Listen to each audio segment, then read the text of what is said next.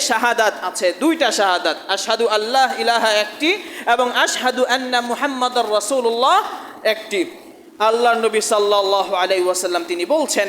মান ক্বালা হিনা ইয়াসমাউল মুআদ্দিনা ইয়ানি বা'দা ফারাগিশ শাহাদাতাইন, দুই শাহাদাত বাক্য মুয়াজ্জিন যখন বলবে, অর্থাৎ আশহাদু আল্লা ইলাহা ইল্লাল্লাহ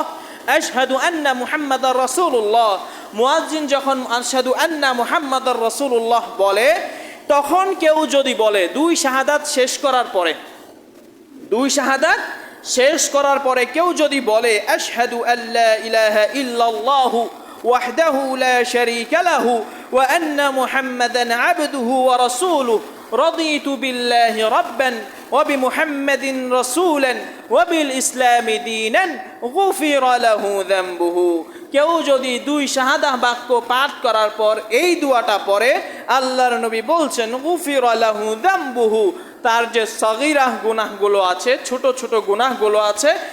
আল্লাহ রাব্বুল আলামিন তার ছোট গুনাহগুলো মাফ করে দিবেন। হাদিসটি হলো সহিহুল মুসলিমের 376 নম্বর হাদিস। তারপর